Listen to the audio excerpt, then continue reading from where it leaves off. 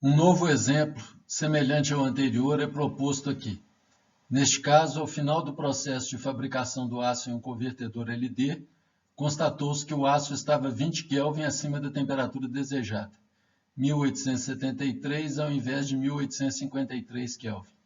Para resfriar o aço, decidiu-se fazer adição de carbonato de cálcio, CaCO3. Este material sofre decomposição em óxido de cálcio CaO e CO2. É solicitado, então, que determinemos a massa de CaCO3 que deve ser adicionada para resfriar essas 170 toneladas de aço líquido, que vamos considerar mais uma vez como sendo ferro puro. Nós vamos assumir também que o CaO e o CO2 formados ficam à mesma temperatura do aço final e, mais uma vez, não consideraremos as eventuais perdas térmicas que ocorrem durante esse processo de adição. Procuraremos mais uma vez seguir o procedimento que foi listado no vídeo anterior para desenvolvermos este cálculo, que é um pouco mais elaborado, uma vez que agora nós temos a presença de reação química. Seguindo então as etapas recomendadas no exemplo anterior, nós temos inicialmente a definição do objetivo, que é determinar a massa de CaCO3 a ser adicionada para resfriar o aço. O sistema, mais uma vez, é o aço contido na panela, após o vazamento do convertedor LD. Adotaremos aqui a temperatura de referência de 298 Kelvin. A reação a ser considerada é a de decomposição do CaCO3, formando CaO e CO2, lembrando, mais uma vez, que a entalpia dessa reação deve ser calculada na temperatura de referência, que nesse caso é 298. A partir disso, nós temos condição de fazer a listagem das entradas e saídas de calor para finalmente poder calculá-las. Novamente, usando aquela forma onde temos um diagrama com a representação da temperatura de referência, que aqui é de 298 Kelvin, nós temos o seguinte esquema. Inicialmente, o aço líquido está a 1873, nós resfriaremos esse aço até a temperatura de referência de 298, trata-se de uma etapa exotérmica e, portanto, uma entrada de calor. O CaCO3 é adicionado a 298, então não fornece nem consome nenhuma energia na forma térmica. Ocorre a sua decomposição, essa decomposição é calculada, a entalpia associada a ela na temperatura de referência. Nós verificaremos que essa reação é uma reação endotérmica e, portanto, representará uma saída de calor. E, finalmente, será feito o aquecimento do aço final, do CaO e do CO2 produzidos pela reação de decomposição, e todos eles serão aquecidos da temperatura de referência até 1853 Kelvin. Esse aquecimento também é uma etapa endotérmica. Conforme sugestão apresentada antes, é sempre interessante desenvolver o balanço de massa antes de começarmos o equacionamento do balanço térmico.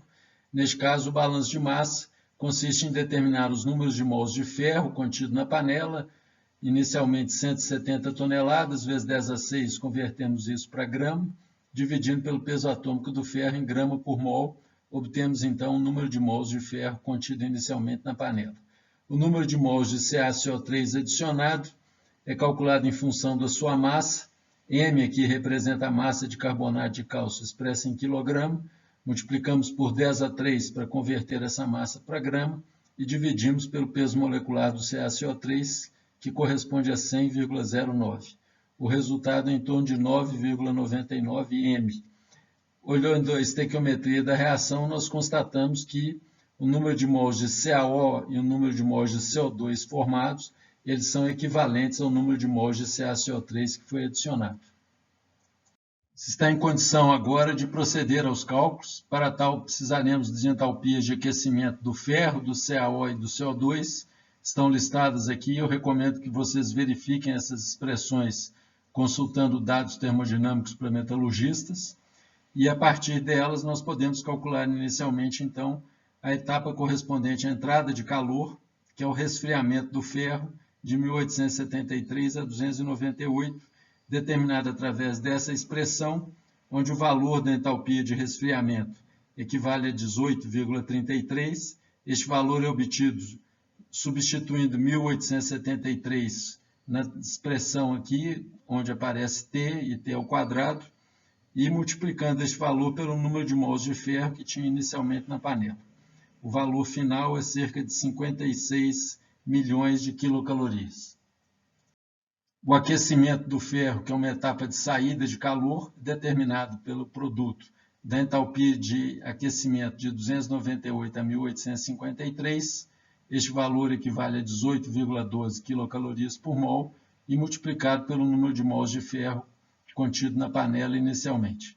Esse valor dá alguma coisa em torno de 55 milhões de quilocalorias. De forma semelhante, temos os aquecimentos do CaO de 298 a 1853, determinado através dessa expressão, o valor de entalpia 19,37 vezes o número de mols de CaO formado, que equivale a 9,99 m, onde m é a nossa incógnita, é a massa de CaCO3 em quilograma. O resultado obtido 193,5 m em quilocalorias. Aquecimento do CO2, calculado de forma absolutamente análoga, entalpia de aquecimento por mol 19,5 vezes o número de mols de CO2, o valor aqui correspondente ao aquecimento do CO2. A reação que foi considerada é uma reação endotérmica, então temos que calcular essa entalpia como sendo uma saída de calor.